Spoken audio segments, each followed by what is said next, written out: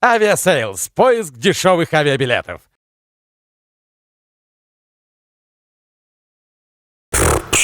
Что за фигня вообще получилась? Помнишь, я стою так, думаю, Русское кино говно? а не охуел ли ты? Вас кидали бутылки. Тебе повезло, что нас было только трое! Юрий будет дуть, дуть будет Юрий. Где ты был и что делал, когда с тобой связался Шнур, чтобы сказать: Илюха, снимаем кольчик?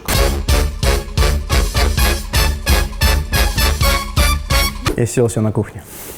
Как это выглядело? Он тебе позвонил? Позвонил мне Митя Муравьев, это кто с Fancy Shot Production, который снимает там большинство клипов. И он говорит, что Шнур придумал идею, хотел бы, чтобы ты снял. У меня был период, когда я отдыхал после хардкора. У меня был такой период, где я просто сидел 3 месяца и ничего не делал. Я выздоравливал, я играл в видеоигры, читал книжки, смотрел кино и чувствовал себя замечательно. И ты подумал, ну, можно, в принципе, что-то сделать. Давайте подумаем. И была задача, он озвучил, сказал, что пиздец в цирке. Вот и все было описание. И я подумал, цирк. Нет, там было страшнее, это было пиздец в цирке, но хотим, чтобы было очень жестко и ни капли юмора. И чтобы тигр отрывал детям головы. Я подумал, блядь, ну не смогу смотреть 4 минуты, как тигр отрывает голову без юмора. Но это же должно быть или смешно, или как бы. Ну, я поклонник крови, насилия и так далее, но не можем... Мы заметили, да. Да. Но мы не можем... Без юмора это не имеет смысла. Должен быть какой-то контраст, иначе просто чернуха ради чернухи — это херня. Свою историю прекрасная Флорида. Мне очень было интересно, потому что они сильно у Ленинграда всегда хорошие клипы, почти всегда. Мне только обламывало, что цирк. Меня цирк не вызывает. Что, в чем проблема? Пахнет плохо? Нет, мне просто обламывает сама идея. Мне просто цирк никогда не казался эстетическим интересным местом. Поэтому самая большая задача была для меня, собственно, придумать так, чтобы мне было интересно. Я знаю людей, которые принципиально не ходят в цирк, просто потому что это мучение над животными. У тебя не та история? Ну, мне не нравится то, что я видел то, что делают с животными. Но то же самое, в принципе, делают очень часто на съемочных площадках, поэтому это не очень нормально. С людьми? Нет, с животными. Я видел, как... Что? Был фильм, где я работал, я был ассистентом или помощником, где был стервятник. С ним просто грубо, плохо обращались. Я помню, что несколько раз его там палочкой, не сильной палочкой, не крепкой палочкой, но всем палочкой. Я просто помню, что нам сказали не приходить к стервятнику. Я работал хлопушкой в этом фильме, я точно помню, потому что стервятник вышел, закончилась сцена, я открыл дверь из построенной декорации этого дома, вышел в узкий коридор между декорацией и стеной павильона. И стервятник вышел за мной. И я в этом темном пространстве, где она лампочка такая горит издалека. И я смотрю, это просто хоррор, где стоит на меня стервятник, смотрит. И выходит его тренер, а стервятник идет ко мне так аккуратненько, идет. Он стервятник такого роста. То есть он, в принципе, где-то до пупка чуть выше. Блин. И тренер говорит, вообще не дергайся, вообще ничего не дергайся. И пытается его как-то схватить этой палкой. И я понимаю, что я зажат, подхожу к колонне, и стервятник мне подходит, и меня просто смотрит. А я знаю, что у него клюв подбивает головы, черепа животным без проблем. И то есть моя коленка, для него цель простая. Я вспомню, что я стою так, и эту хлопушечку аккуратно свою пластмассовую так опускаю, закрываю свои коленки и думаю, наверное, все будет неплохо. Что это за кино? Фильм назывался Captivity, плен. И ты работал там хлопушкой? Да, Какой... 2004-2005 год. Объясни, пожалуйста, нам, что за фигня вообще получилась? Про видео «Кольчик». Какая фигня? Это очень необычно, но очень непонятно. Мог бы ты в 5 предложениях объяснить, что это? Очень странно, в 5 предложениях. Что это? Да. Это музыкальный клип для группы «Ленинград», рассказанный в обратном порядке про пиздец в цирке. В 3 предложения нормально? Почему ты решил обратно его выпустить? Потому что это маленький вызов.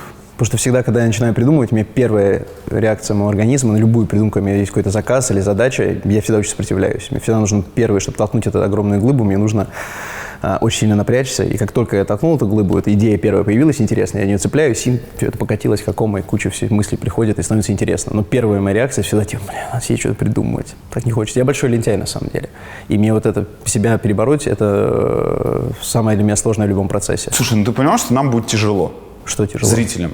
Тебе было тяжело? Понять. Если честно, да. То есть вот где-то минуте... Хорошо. Но мне было совсем не тяжело смотреть хардкор. Я знаю людей, которых, реально укачивало к середине. То есть я вообще открывал шампанское на последней минуте в восторге от того, как было.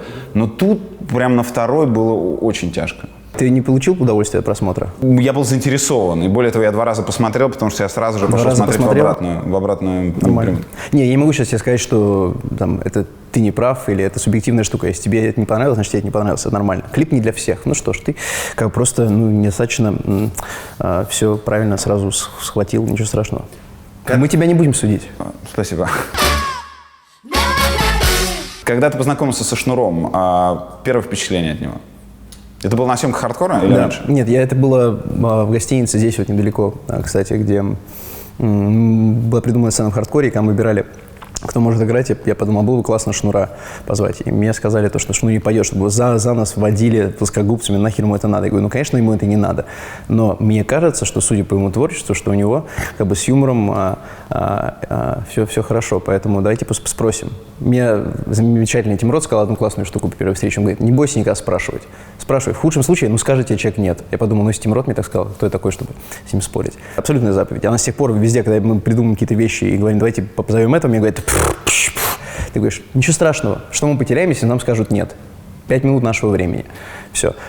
И я пришел к Шнуру здесь в гостиницу и буквально за 1,5 минуты объяснил ему, что будет за фильм. Сказал честно, что непонятно, что будет хорошее или плохое. Понятно, что очень интересно, экспериментально и, возможно, получится очень круто. И вот описал ему роль. И он сказал, да, давай. Все. Реально 1,5-2 минуты. Когда такие звезды участвуют в кино, они получают деньги? Да. Ну, есть разное, есть, можно по-разному. Получал деньги? Да, конечно. Ну, потому что надо объективно понимать то, что мы с ним в тот момент, первая наша была встреча, первый проект, почему он должен помогать нам становиться более известными просто так. Правда ли, что бюджет клипа «Кольщик» больше 20 миллионов рублей? Не могу комментировать. У тебя пакт о неразглашении? У нас, да, конечно, говорят, на всех проектах. Имеет ли значение, какой артист заказывает тебе клип? Для начала, тебе нравится Ленинград? Да. Ну, слушай, я помню, у меня самое яркое воспоминание Ленинграда, это как я получил пиздюлей от скинхедов, когда я покупал «Пираты 21 века». Расскажи. На улице, не на улице, а в метро был клуб, пожалуй, назывался, по-моему, YouTube, на Планерной, может. Вверх фиолетовой ветки в Москве. Еще группа «Тараканы», он помнит. Вот, и я поехал туда получать флайеры, потому что мы были там играть, или там была женщина, которая давала флайеры на наш такой концерт для группы. И я не помню, какой это был год, но я помню, что у меня еще был CD-плеер. 2002. 2002. У меня был диск Rancid, правильно, 2001 года, 2000 года.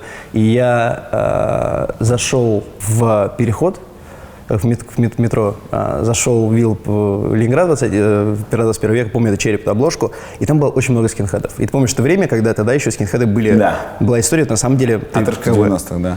Да, классный сайт, отрывка 90-х, действительно. И я купил этот диск, пошел с наушниками, сел, купил билет, зашел в метро, одинокая, последняя же станция, по-моему, да? Сел в вагон, сел, значит, вот так вот, как обычно сел, у меня капюшон, диск сбоку, слушаю диск, и смотрю на обложку, и это очень киношные кадры, и, может, я так сейчас помню, но мне кажется, было именно так, что я вдруг вижу, как раз, два, три пары этих гриндерсов. И ты думаешь, блядь, все понятно. Потому что они были наверху, они посмотрели, я прошел мимо, вроде бы никто ничего не заметил, явно был не рэпер. А за что наваляли тебя? Они попытались навалять. Там замечательная история, то, что я посмотрел наверх и вижу, что они что-то говорят. У меня играет панкуха, ты понимаешь, что ты на это смотришь, на тебя эти мудаки тебе что-то пытаются сказать, и понимаешь, что будет плохо.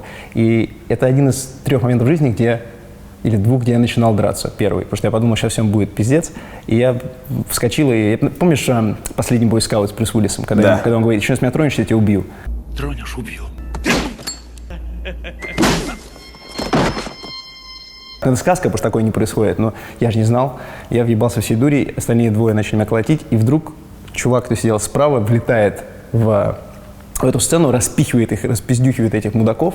Я просто стоял, потому что меня уже там наваляли. Просто случайный мастер кунг-фу оказался. Не мастер, просто мужик. Просто мужик, который я дебил, что он там сидел, что-то делал. Нам были вдвое в вагоне. И заканчивается, что следующая остановка, дверь открывается, и он их с пинками со мной вместе, мы их пинаем, это и чувак... просто кино про Чака Норриса. И чувак меня абсолютно спас. Не знаю, что он было плохо, наверное. Но я никогда не забуду, когда эти 3 чувака с разбитыми лицами, они говорят, тебе повезло, что нас было только 3! И ты думаешь, ну ладно. А у тебя есть 3 любимые песни Ленинграда? Я просто не помню название. Я помню «Зиппер, триппер, пистолет», есть «Мат без электричества». У меня еще был первый альбом, у меня был «Мат без электричества». Вторая? Слушай, мне... Окей. А имеет ли значение для тебя, что за артист заказывает тебе клип? Да. Условно говоря, тебе звонит Стас Михайлов. Условно говоря, тебе звонит Тимати и говорит, Илья, сними нам клип. Мы записали здесь песню. Мы готовили клип для Ливана. И это ближайший был мой опыт с Black Star'ом. Но бюджет был огромный, и они как-то так сказали, мы подумаем. И, прошло уже несколько лет, думают, наверное. Огромный бюджет это какой? Для них в тот момент 6 миллионов рублей был огромный бюджет. Может, я не знаю, что сейчас, может быть, изменилось, может, просто не имеет смысла, не рентабельно. Бывает ли у тебя халтура? Скажем, этой осенью я веду свадьбу для очень богатой семьи. Что платят? Например, Тебе нужен напарник для... не. Платят сколько? Ну, я могу сказать, ну, платят 200 тысяч рублей за заведение. Класс. А, Сколько часов работы? ну, почти целый день. То есть с трех до вечера. Допустим, если они захотят, чтобы свадебное видео им снял Илья Найшулер. Сколько ты за это попросишь? Я не буду этим заниматься. Почему? Ну, потому что время дороже. Это несколько дней работы. Нет, это время, да. Потому что если ты хочешь сделать что-то хорошее, нет, просто на отъебись что-то снимать я больше никогда в жизни не буду. Когда ты последний раз снимал на «Отъебись»? На самом деле, честно, никогда. Но были проекты, которые я чувствовал, что время и силы, и бюджет и так далее, все не сходятся и будет не так хорошо, как должно быть. Мне важнее сейчас, я объективно понимаю, что важнее делать все, что я делаю, должно быть очень хорошим. По крайней мере, имеет потенциал быть очень хорошим. Если не получится, по крайней мере, я знаю, что я целился куда-то на Луну и куда-то я улетел. Но нельзя просто... Расскажи нам о неудаче. О неудачах? Да. Ну, когда ты не смог. Мне не нравится ролик, я снял ролик для... Когда выходил хардкор, мы сделали коллаборацию с шведской фирмой Overkill, которые делают видеоигру Payday.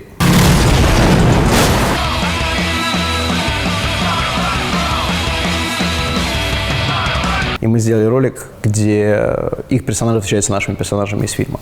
И я сделал большую ошибку, потому что там был очень хороший бюджет, и была моя первая такая съемка в Америке, была неплохая команда. Я написал сценарий, который пришлось поменять, потому что Козловский не смог приехать. И я поменял его там 2 дня до съемки, что критически всегда отражается на качестве. И я растянул на 10 минут, или на 9, или на 8 минут. Надо было делать ролик 3-минутный, и все. Я просто подумал, сейчас мы давайте сделаем много, и хорошо. У меня был оператор, кто снимал там «Квант милосердия», там шикарнейший был. Я понимаю, что не то, что он плохое видео, просто я сейчас смотрю и понимаю, что там есть хорошие моменты, хорошие идеи, но это растянуто, и за 4 дня не надо было пытаться это снять. Надо было сделать за 2 дня одну хорошую сцену. Но самое важное, что команда, которая заказывала этот ролик, то есть клиенты Overkill, им нравится. И то, что и поклонникам игры это нравится. И тогда я понимаю, что мое субъективное могло быть лучше, оно не столь важное, как результат, который для зрителя. Юрий будет дуть будет Юрий. Слушай, у нас в гостях был лидер группы Little Big Ильич.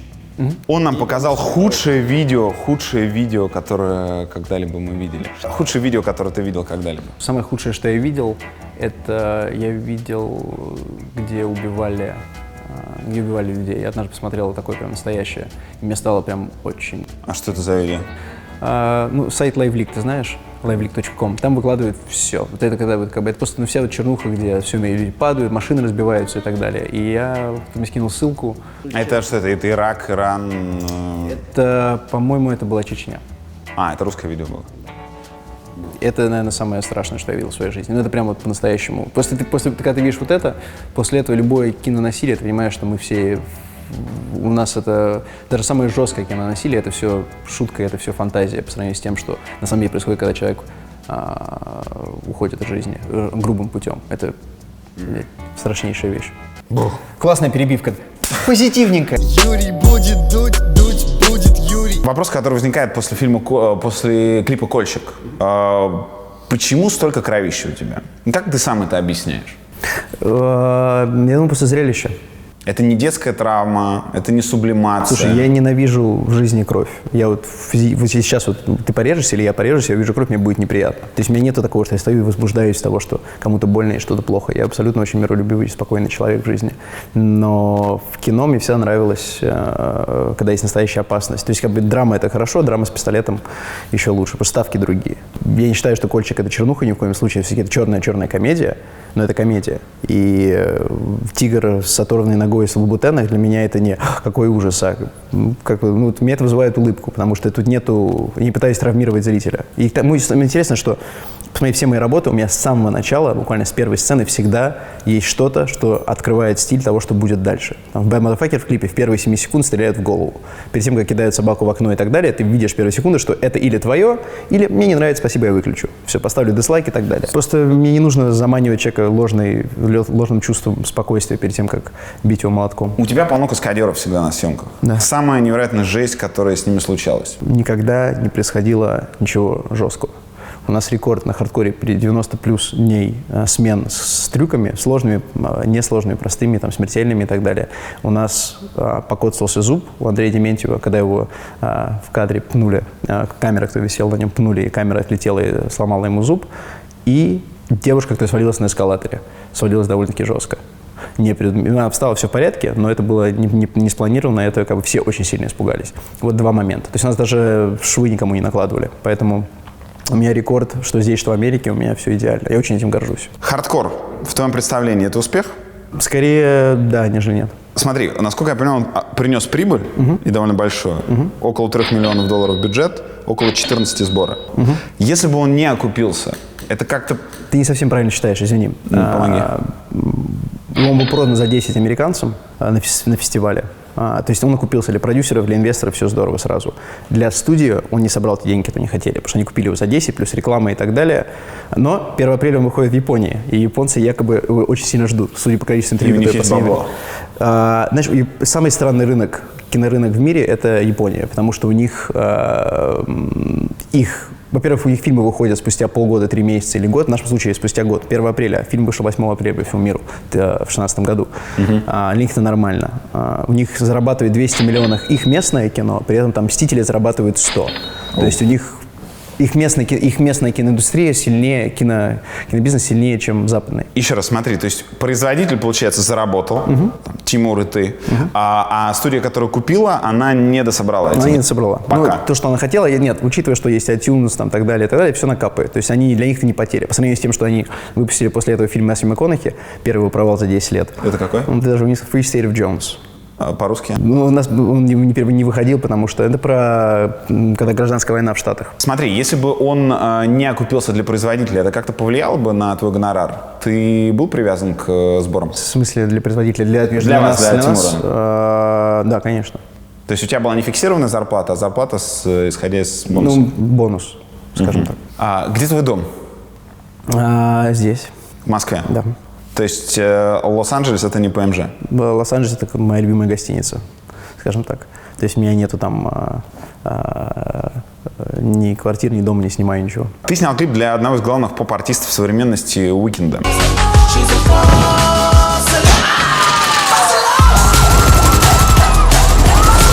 Как происходил ваш диалог? Потому что после того, как вышел этот фильм, у меня был клип, у меня был один вопрос. Почему ты сделал опять примерно то же самое, что на Bad Motherfuckers и на Хардкоре?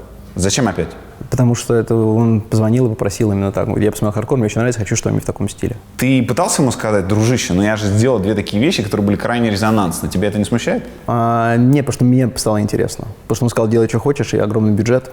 Почему бы и нет? Ты догадываешься, какая репутация у тебя вот в мире тех, кто не в кино, прямо сейчас? Без понятия. Репутация режиссера, который охуительно делает одно и то же. Окей. Тебя это смущает? Ну, меня это не смущает, потому что я знаю, что я могу делать охуительно не одно и то же. Поэтому как Кольчик — это не False Alarm. False Alarm почти не хардкор. Хардкор — это не Bad Motherfucker и так далее. То, что если одинаковое кажется из-за того, что камера зафиксирована у человека на челюсти, ну окей. Когда ты, насколько я понимаю, твой план ближайший — это отказаться от съемки первого лица.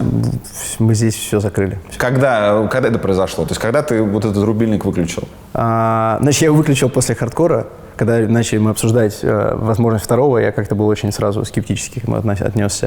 И на False Alarm мне пришлось его включить, потому что, почему бы и нет. И я допускаю, что придет еще одно предложение, которое меня прям совсем удивит. И, возможно, опять никогда. Мне очень, скажем так, кино больше я не буду снимать первого лица, это не обязательно. Хочу снять. Я знаю, скорее всего, что будет следующим фильмом, поэтому не хочется делать, не то, что не хочется, не надо делать нормальное кино. Что за артист должен быть, чтобы ты сразу согласился снова включить рубильник и снять от первого лица?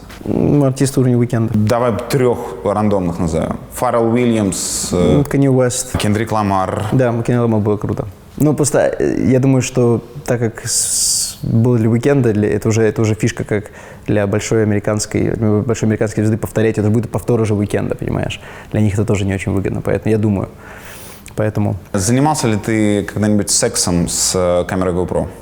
С камерой GoPro трахал я саму GoPro-шку, нет. Заманчиво, конечно, да. А с камерой, которая была на тебе? Нет. Теперь задумался. Я просто думал, куда же я дел все GoPro-шки? По-моему, мы все их раздали, да? Черт. Юрий будет дуть будет Юрий. Принимаю, кстати, вопрос тебе еще буду задавать. Имею в виду. Вот этот или вот этот человек, кого ты выбираешь? Выбираю для чего? Кто тебе ближе? Разумеется, Бэтмен. Ну, если здесь был бы Дарт Вейдер, было бы еще бы хоть как-то более честно. А так просто не... Слушай, ну Stormtrooper, он... Бэтмен, по крайней мере, может попасть в цель. Слушай, я никогда, ни в коем случае не хочу там теребить того, кого уже нет. Объясни, как режиссер, почему Хита Леджера считают настолько заебатым актером? Ну, ты же видел «Темного рыцаря»? Что? «Темного рыцаря», ну, Бэтмен Да, «Темного да. рыцаря». Если есть после этого вопросы, то мне бессмысленно поташить. С точки зрения технологии, то есть он там сыграл круто, он... Ну, он, смотри, вот был Джек Николсон. Да. Джек Николсон был хороший.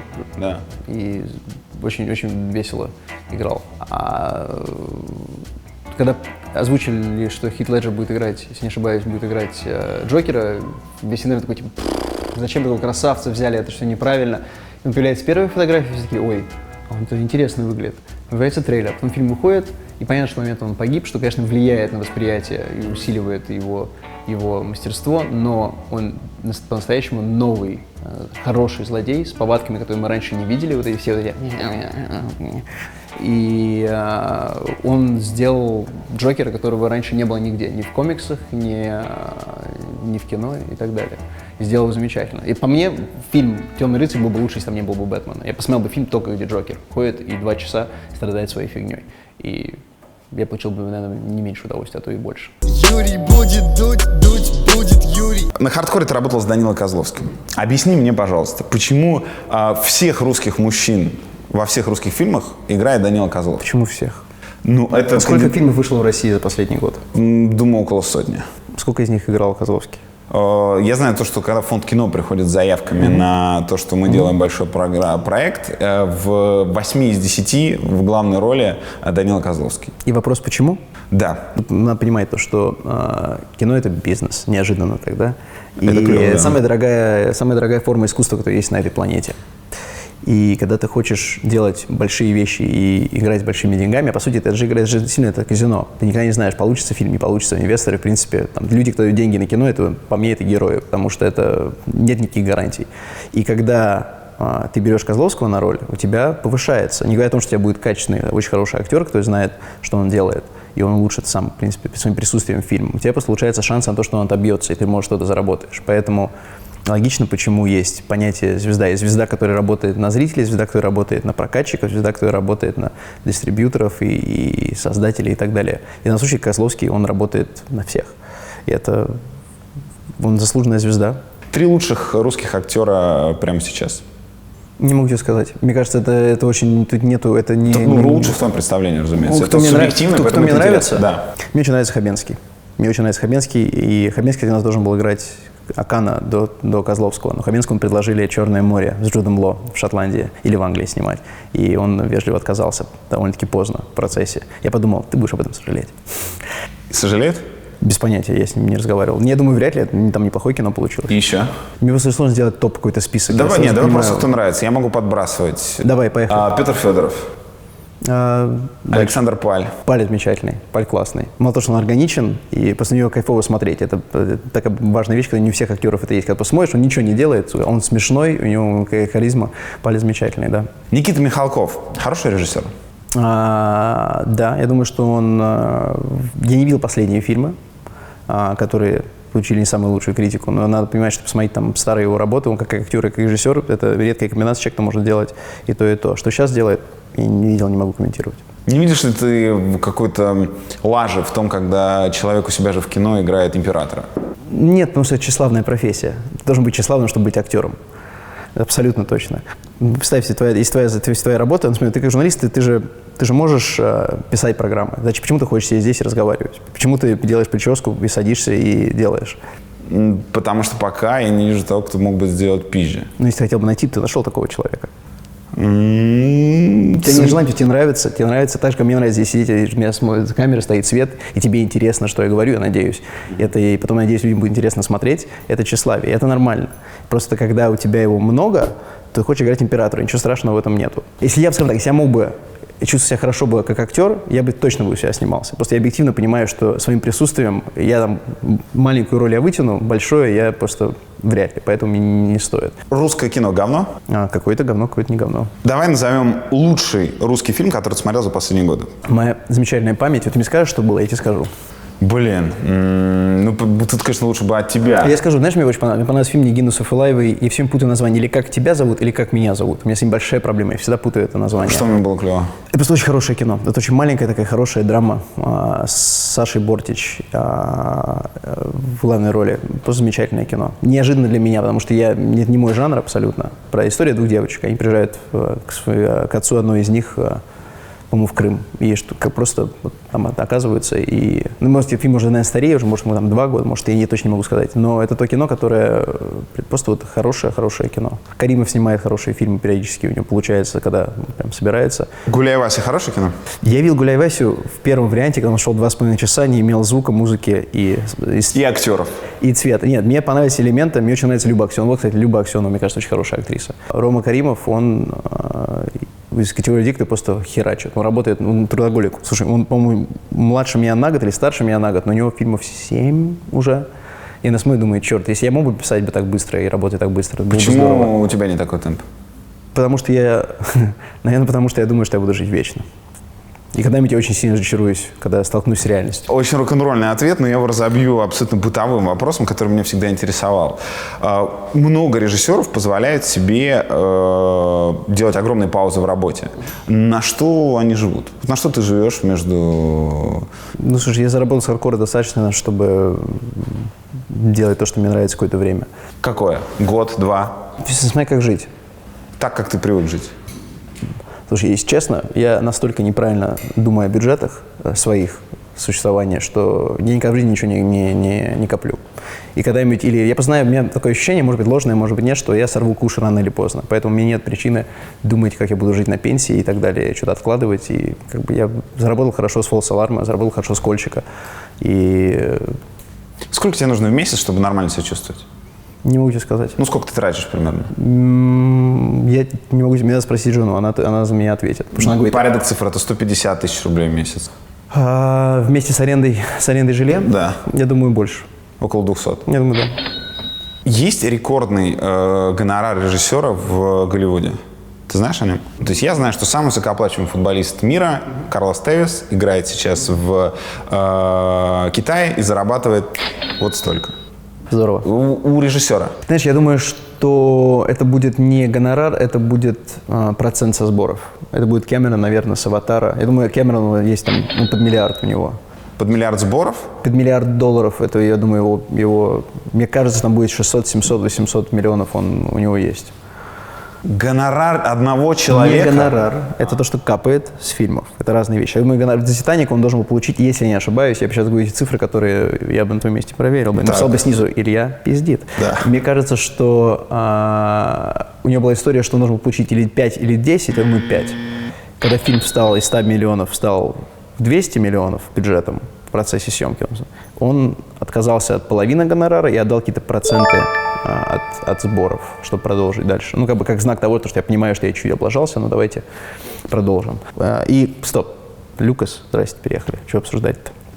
Именно на докатке, да? Именно Люкас на том, продал что... Люкасфильм за 4 миллиарда. Что, как мне казалось, очень мало. За вселенную «Звездных войн» 4 миллиарда долларов – это абсолютно небольшие деньги, учитывая, что один фильм уже собрал больше миллиарда, они отобьются в течение 3, 4, 5 лет. Ну, WhatsApp сколько стоил, извини? WhatsApp? 16. Да. «Звездные войны», WhatsApp. Что больше будет приносить деньги в ближайшие 50 лет? Худший русский фильм, который ты видел в последнее время? Была серия, когда был, по-моему, в прошлом году, когда выходили все фильмы к 9 мая. Так. И я посмотрел подряд несколько военных фильмов, они все были позорно херовые. Прям я выходил из кинотеатров, я сидел. Что там было? «Битва за Севастополь»? Да. Тебе не понравилось? Нет. Ну, просто я скажу так. Есть военные фильмы, есть гангстерские фильмы, есть жанровое кино. И каждый раз, когда человек решает снять фильм в этом жанре, есть западные примеры, есть русские, советские примеры хороших фильмов. Какие?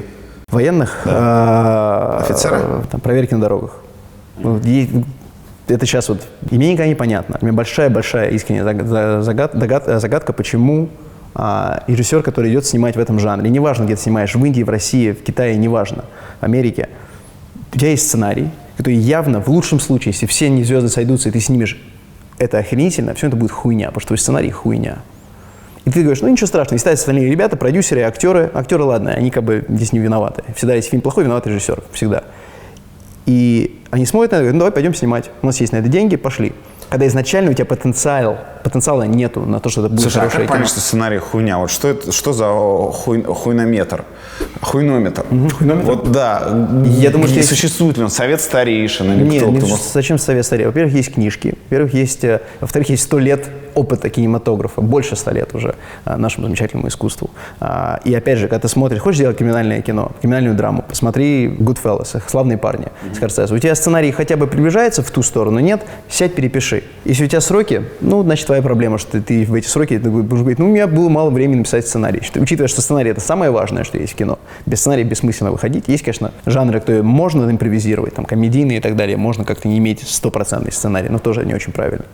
То драма...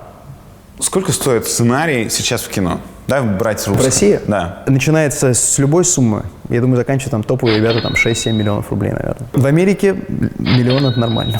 Миллион за сценарий. Долларов. Смотри, вот пока ты будешь идти до метро Белорусская, допустим, тебя там догонят 2 человека, которые скажут, у меня есть сумасшедший сценарий, оставьте свою почту, я вам пришлю. И, допустим, так случилось, что один из них пришлет реально заебатый сценарий, по которому ты там чуть-чуть причесав, снимешь какой-нибудь. Знаешь, какой реальный шанс, то, что там будет заебатый сценарий? Какой? 1 из миллиона. То есть шанс есть. Да. Но 1 из Допустим, миллиона. 1 из миллиона. В России очень часто случается то, что случается 1 из миллиона раз. Сколько ты заплатишь ему, если это будет кино, ну, мощно, аналогично по возможности, как хардкор? То есть... Ну, ты знаешь, хардкор — это не сценарное кино, поэтому тут, скажем Я так, к тому, что... идея да. будет сумасшедшая идея. Сколько я ему заплачу, Да. будем думать. Так, это очень сложный вопрос, сколько я заплачу. Нет, скажите, сколько я получаю в неделю идей ВКонтакте, мне ребята присылают в Фейсбуке.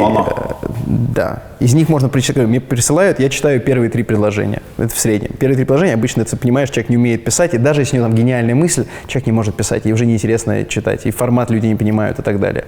Поэтому нет. И причем я понимаю, люди пишут с благими намерениями. Кто-то пишет, у меня вот пришла идея для видеоклипа, присылают какую-то бредовую вещь, которая, в принципе, могла бы, наверное, существовать. И я понимаю, что я говорю, спасибо, мне интересно. Ну, просто я даю знать, что я почитал, и как бы мне... В большинстве случаев, конечно, читать дальше половины, потому что люди присылают такие стенки текста, и ты думаешь, нет, у меня просто на это нет времени.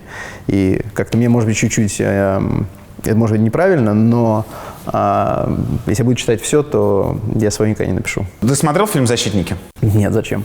Ты смотрел? Конечно.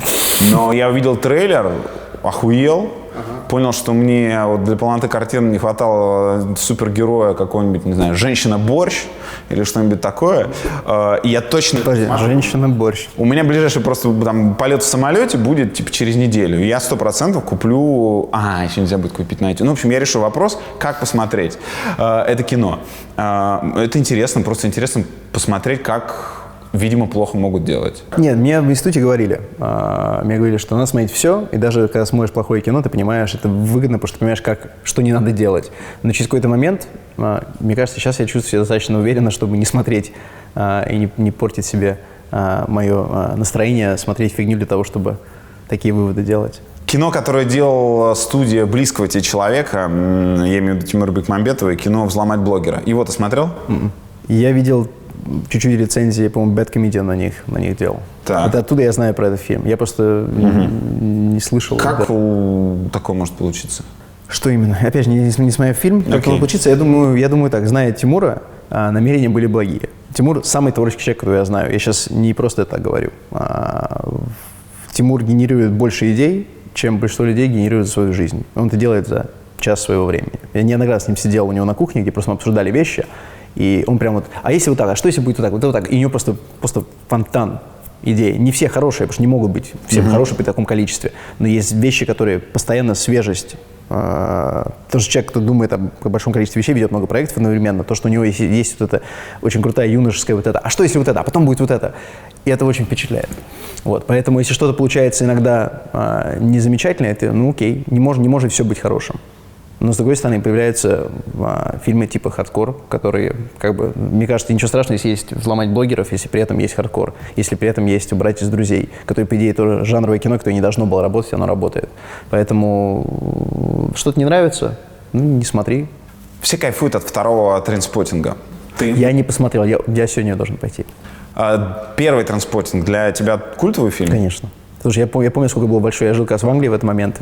Я понял, что надо идти в кино, потому что я сидел у дантиста, кто делал мне зубы, и говорит своей ассистентке, я такой, пойдем сегодня на Trainspotting.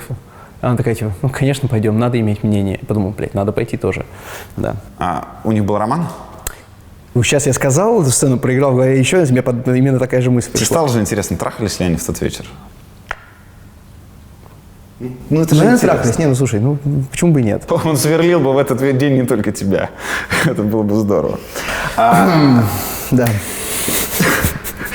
Ты вырос неподалеку от событий, которые... Мне кажется, это можно заканчивать, ты это не переплюнешь, все. Это... Ты вырос неподалеку, ты жил, точнее, неподалеку от событий, в общем, сколько там, в 3-4 часах езды на поезде от Эдинбурга. Ты жил в Лондоне тогда. Употреблял ли ты когда-нибудь? Тогда нет. А после? Ну, я пробовал много всего. Что? Все. Ну, в пределах разумного, наверное, все. Герыч? Я думаю, посмотрит ли папа мое это интервью. Покаяться можно перед папой? Это точно не стоит делать через YouTube. Я воздержусь от комментариев. Угу. А кокс? Кокаин — единственная вещь, которую я не пробовал, потому что я знаю, что мне он точно понравится. И так как у меня очень слабая сила воли, сила есть, воля есть, сила воли отсутствует, я знаю, что это просто будет неправильно. Говорят, в кино многие на коксе сидят. Это правда? В кинобизнесе, ну, периодически ты видишь людей, но это не то, что прям вот как... Я знаю, что, судя по рассказам, раньше было, в Штатах было прям вот все было. Там, 80-е особенно, 80-е, 90-е. Сейчас как-то люди посерьезнее стали. А что за рассказы? Что люди прям, Ну, я замечательно. убив дорогу, входили в кадр? Работали в кадре, за кадром продюсеры все были, режиссеры были, звукорежиссеры, которые сидели, сводили кино, все ездили на Феррари и нюхали. То есть рассказы от людей, кто именно там были в те моменты. Юрий будет дуть, дуть будет Юрий. Раз у нас еще такая картинка, меня всегда интересовало, почему, или это ошибочное представление, считать, что в киноиндустрии очень много геев. Это так или не так? Я думаю, в многих творческих специальностях. Потому что, мне кажется, изначально люди, кто занимается творчеством, более толерантны. Главная вещь, вот почему мне объясняли, почему актер — это очень гейская профессия. Потому что нет ни одной другой профессии, Да. где твой главный KPI, твоя главная задача — понравиться режиссеру.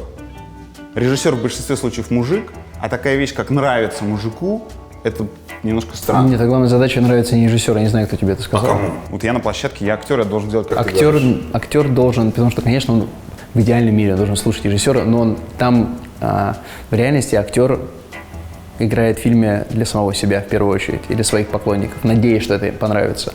И потому что, конечно, там все большие звезды знают, что с собой делать лучше, чем режиссеры. Кроме там самых топовых режиссеров, которые сильно могут представить себе и донести, срежиссировать по-настоящему сильный перформанс.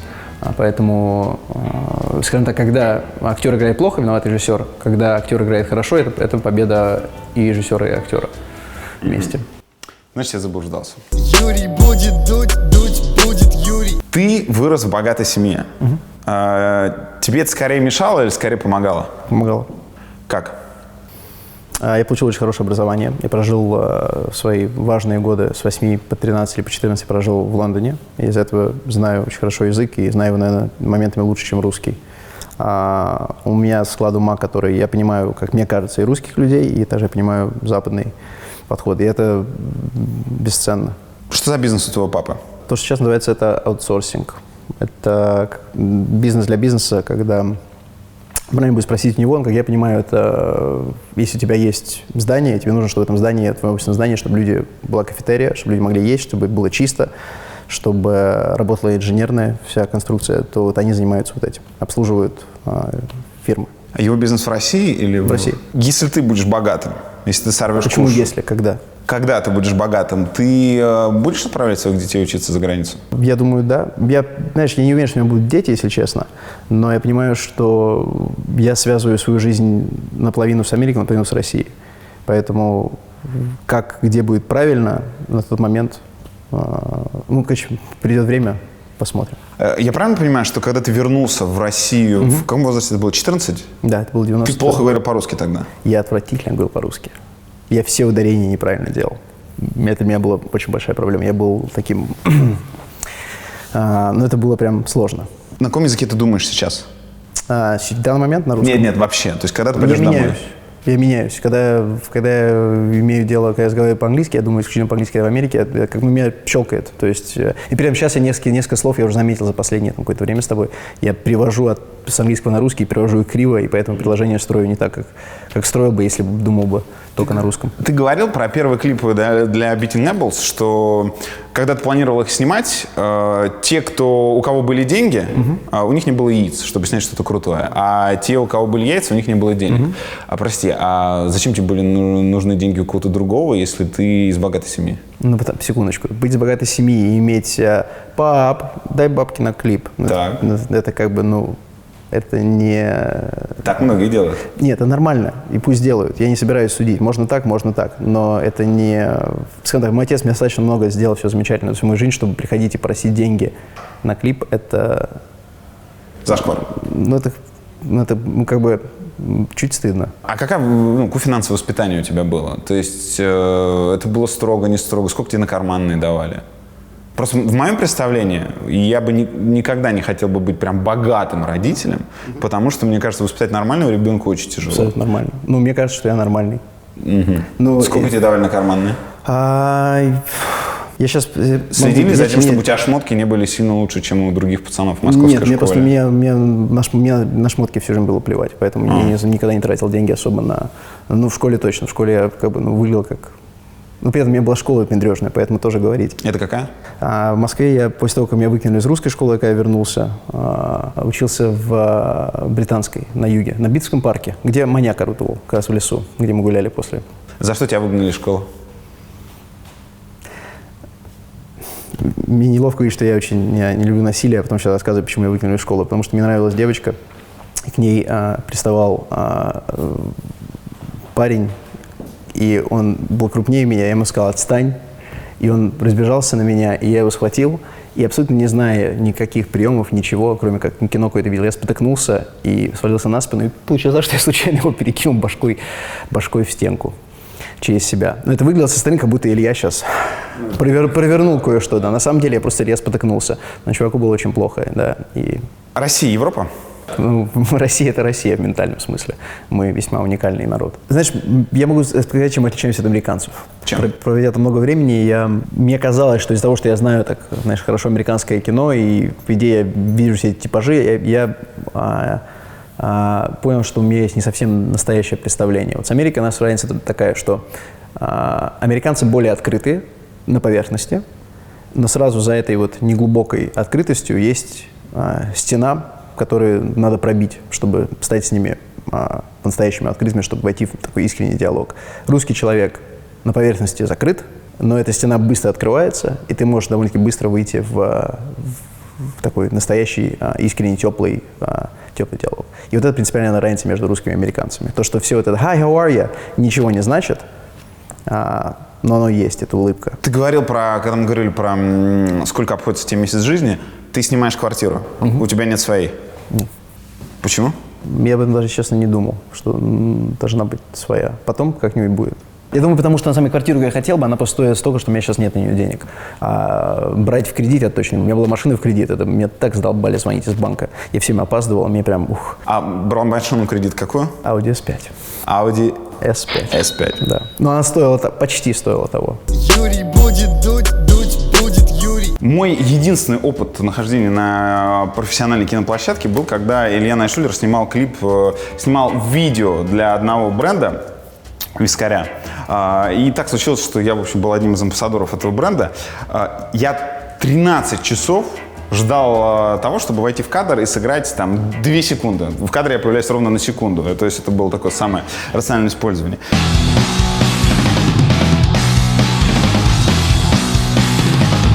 И знаешь, какая у меня мысль после этого забралась? Я, кажется, то ли от Анджелины Джоли, то ли от Джулии Робертс слышал эту вещь, что 80% жизни любого актера – это ожидание. 95. 95. Кино, знаешь, есть анекдот про кино, где готовы, цель готова, операция готова, режиссер готов, хлопушка готова, все готовы, свет стоит, да, ждем. И вот это, в принципе, для актеров это... Поэтому актер или сидит в телефоне, или те, кто поинтереснее, сидят с книжкой. И просто могут в день, там, с 12 часов смены могут... Много чего прочитать. Конечно. Юрий будет дуть будет Юрий. «Оскар» скатился? Откуда? Ну, от премии, которую все ждали для того, чтобы понять, что есть действительно крутое кино, что надо обязательно смотреть в следующем году или там в ближайшие месяцы, в премию, которая эту функцию не выполняет. Почему? Потому что очень много политических решений. Не знаю, последнее, что мне в голову приходит, это фильм «Операция Арго», который Бен Аффлек снял. Недостоин Оскара? Ну, как эталонное патриотическое кино, возможно. Мне но... кажется, там идея не в патриотизме.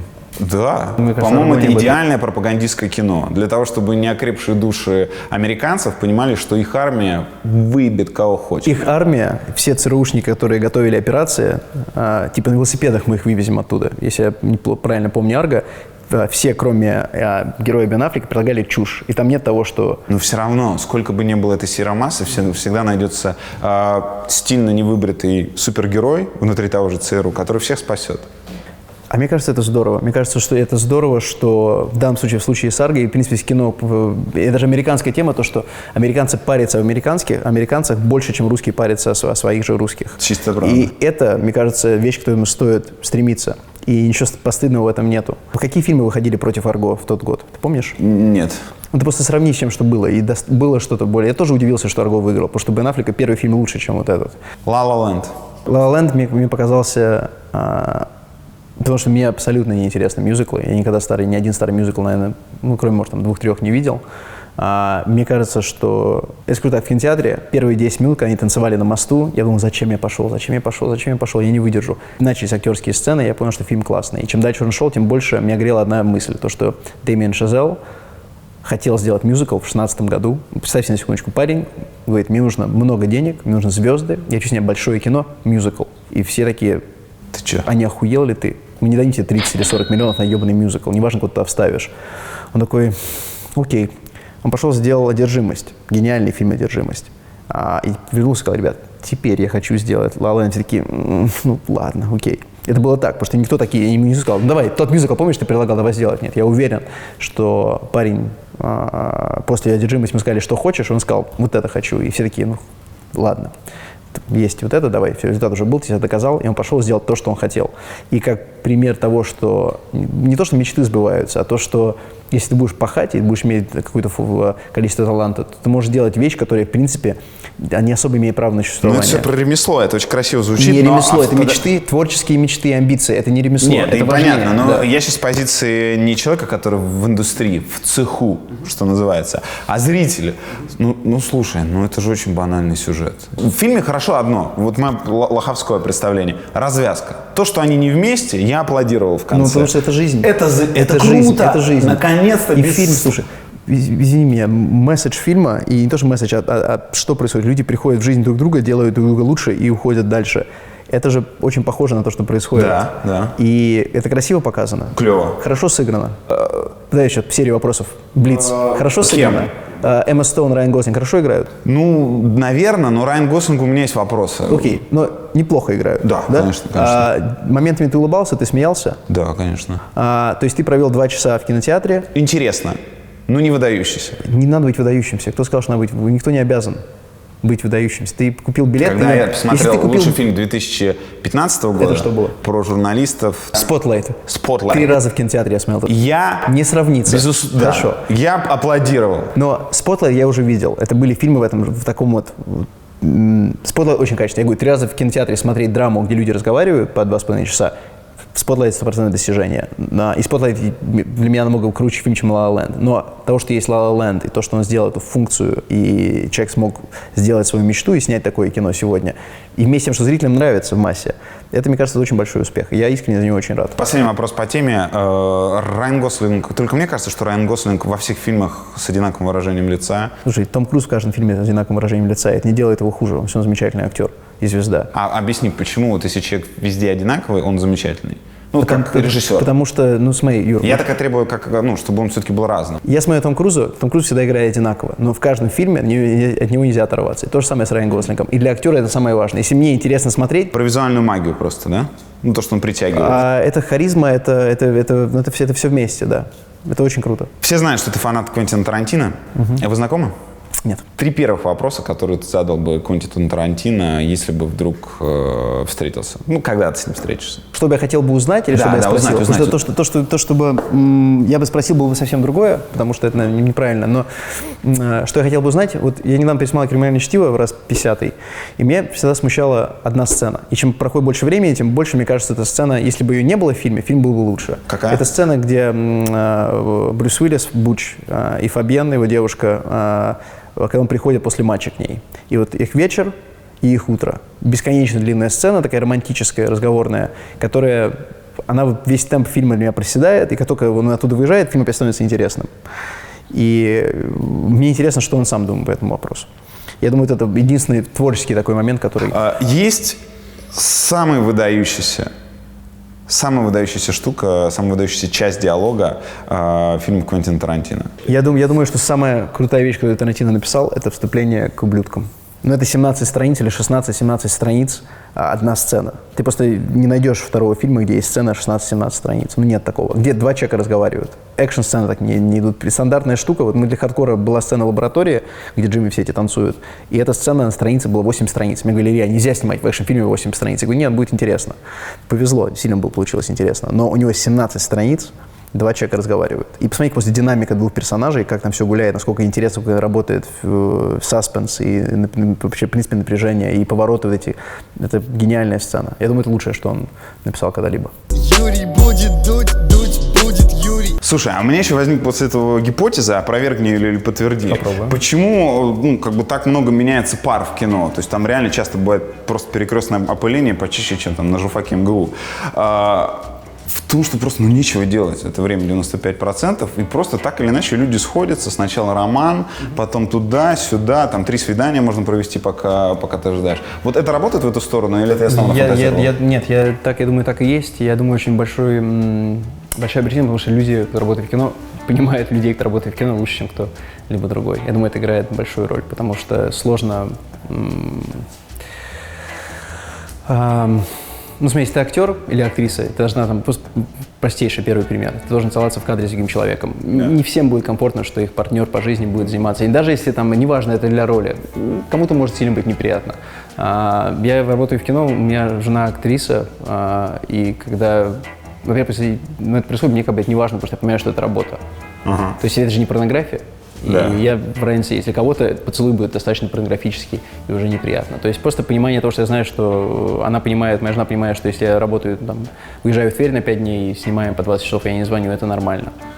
И когда она что-то делает и работает, и тоже нет такой плотного общения, это, как бы ничего страшного в этом нет. Ты заставал когда-нибудь актера тем, что в Гринвагене он... Нет. Какие скучные у тебя были съемки. Абсолютно. Мы все сидим и скучаем. Юрий будет дуть, дуть будет Юрий. Про музыку у меня несколько всего вопросов, поскольку все-таки в моем представлении ты гораздо больше режиссер, чем музыкант. Во-первых, группа еще существует? Да. Вы даете концерты? Очень редко. Потому что мы тратим то время, когда у нас есть, на запись следующего альбома. Чтобы делать концерт, нужно репетировать, и на это просто нет времени, чтобы совмещать. То есть надо выбирать. Клип Bad Motherfuckers сделал вас популярнее, но оставил больше народу ходить? Да, конечно. Когда ваш максимальный сольник, сколько народу вы собирали? Наш максимальный сольник у нас был в 16-м, где было битком. Но я знаю, где самые большие концерты мы играли, но это нечестно, это был разогрев, поэтому... Плейсибо, например. 26 тысяч человек впечатляет. Было это интересно. Это круто. Причем классно приняли. Мы очень как-то думали, не знаю, пласибо, Biting Elbows, разные абсолютно, в принципе, вещи. И кто-то подумал, что подростковые девушки отлично относятся к другой музыке. И не кидай бутылки, как поклонники Guns N' Roses, поэтому... Вас кидали бутылки? Почему? Потому что поклонники Guns N' Roses последнее, что они хотят, когда Аксл Роуз на 3 часа задерживает концерт, и мы играем второй раз в одинаковый сет. И перед нами еще выпускают, между 2 одинаковыми сетами выпускает диджей, кто ебошит дабстеп. Я бы порадовался. 3 главные группы в твоей жизни. Первая, из-за которой я стал вообще слушать музыку, и мне стало интересно, музыка это был Sublime. У тебя есть даже татуировка с их цитатой, да? Нет. На теле? Да. Слушай, я задумался, нет, просто это Clash, это вот, наверное, 3-я будет. Сзади есть Sublime, которая ошибка юности. Она мне казалась умнее, чем она есть на самом деле. Что это за цитата? Цитата с их первой песни, где перевод будет ломаный, но перед тем, как покинуть вас, Вы все будете жертвами моих рассказов, моих историй, моих преувеличений. Мне казалось, что это очень глубоко. Типа ты понимал это как то, что до своей смерти я сделал что-то заебатое? Я буду рассказчиком. Sublime? Sublime, Смитс-Морриси, это просто будем как одну называть. И, Misfits еще стоит добавить. Как бы прям. Блин, ты любишь панк-рок. Какая твоя музыкальная амбиция? Ты, скажем так, свою музыкальную амбицию, главное, я уже выполнил. Какую? И неожиданно быстро. Я хотел, у меня вся была идея, когда я начал играть на гитаре, делать музыку и писать с ребятами треки. У меня была мечта, что где-то в мире кто-то скачает и послушает, и получит удовольствие такое же, как я получал, слушав музыку с другой конца планеты. Но ты понимаешь, что одного видеохита тебе мало. То есть тебе нужен еще музыкальный хит. Если ты знал бы, сколько мы продали Bad Motherfucker по всему миру. В iTunes? Да. Сколько? Много. Когда я Шнурову озвучил эту цифру при встрече, он сказал, что это пиздец как много. Сколько? Я давно не смотрел последнюю статистику, но на $1100 мы продали. Подожди, 100 тысяч баксов тебе, группе конкретно пришло. А iTunes сколько с этого забирает? Нет, iTunes забирает 30%. То есть 70 тысяч гранат ты заработал на песне? Да. Это Неплохо для маленькой московской инди-панк-группы. Я очень рад за тебя. Музыканты мечтают про, не знаю, Гластонбери, Зигит, Коачеллу. Режиссеры мечтают об Оскаре. Ты мечтаешь, кстати, об Оскаре? Нет, я думаю, Оскар — это бонус. Это такая замечательная вещь, если будет когда-нибудь, классно. Но, мне кажется, специально к чему-то идти, это нет такой задачи, типа там план на жизнь. Тогда о чем ты мечтаешь как режиссер? Я хочу сделать очень большое, очень хорошее кино, которое лично мне будет очень сильно нравиться и которое понравится огромному количеству людей. То есть А чем это измерить, что оно большое? большое измерить масштабом. Хотя на самом деле не столь важно, будет большое, важно, чтобы мне оно лично очень нравилось и хорошо прошелся в кинотеатрах. Вот это такая комбинация, которая мне сделала бы очень-очень счастливым человеком. Блиц. Никита Михалков или Андрей Кончаловский? Андрей. Почему? Потому что, несмотря на историю «Тэнго и Кэш», которая, возможно, была или не была, «Тэнго и Кэш» — замечательный фильм. Если снимать секс, то с проникновением? Нет, конечно. Давай убивать надо, пуля должна тоже входить, чтобы Ну, это делать. разные вещи. Нет. Секс это Секс в кино и убийство — это абсолютно одинаково. Должно быть. Кольчик или фалс-аларм? Кольчик. Почему? Потому что я лично очень горжусь тем, что последние мои 3 работы каждая лучше, чем предыдущая. И я с Ленинградом сделал то, что я никогда раньше не делал, и я очень горжусь. Пукнуть на людях или пойти на новый фильм Сарика Андреасяна? Так, ты не говоришь, что сложные будут вопросы. Пухнуть... слушай, знаешь, бывает такая громко, оказия- подожди, громко или можно как-то так? Заметь, не шептуна. Не ниндзя. В какой компании? Семьи, например, жены. А при этом можно чихнуть? Да. Да, тогда так. Твой любимый порнофильм? Знаешь, вот кто-то однажды сказал про порнографию замечательную вещь. Он спросил кого-то, я почитал давно интервью, и не могу вспомнить, по-моему, был актер, по-моему, был англичанин. Его спросили, любимая порнография. Он ответил вещь, которую я сейчас процитирую, как сейчас. Вот это ты вырежешь, скажешь сразу. Не, шучу. Лучшая порнография — это та, которая работает сейчас. Оказавшись перед Путиным, что ты ему скажешь? Здравствуйте. Начнем с этого. А дальше? А дальше я думаю, что он не особо заинтересован в том, что я могу ему сказать, хочу сказать. Или так. Я просто ничего не хочу сказать. Это первое. Почему ты ведущий, не ведущий, ты один из ведущих молодых режиссеров России. Ты делаешь продукт, востребованный на Западе. Если бы я был президентом, я бы хотел тебе что-то сказать. Если ты был президентом, ты бы занимался бы другими делами. Ты был бы занятым человеком, Юр. Ты говоришь, как мы тебя можем себе представить, наверное, я представляю, я вот главный в этой стране, и, наверное, у меня есть время. Не уверен. Конкурс. Традиционная история. Мы не дарим подарок, мы забираем подарок у гостя, который к нам пришел. Ты что-то принес нам. Мы придумали для наших пользователей, для наших зрителей, следующий, кстати, пользователи должны поставить лайк и обязательно подписаться, если еще нет. Предложите самого ебанутого злодея, которого только можно себе представить, и напишите в комментариях. Если нам покажется он забавным, то мы отдадим приз именно этому человеку. Что это будет за приз? Весьма редкая штука. Это оригинальный принт комиксов, которые мы выпускали для хардкора. Прям комикс? Это комикс, да. Это комикс, рассказывающий про происхождение персонажа Козловского Акана. Это Акан, да. Самый крутой грим в карьере Данила Козловского. Спасибо. Итак, друзья, мой вариант вы слышали еще в процессе интервью. Женщина-борщ. Вот если бы кто-нибудь такого злодея изобрел, мне кажется, это был бы просто разрыв и успех. Предлагайте в комментариях, и вот эта замечательная история, даже в комплекте 3, достанется тому, у кого будет самый крутой. Сделать для троих. Может быть, распишем тройничок. Такой тоже Зачем одному 3, да? и вполне хорошо. Спасибо тебе. Спасибо. Все было очень круто. Спасибо. Юрий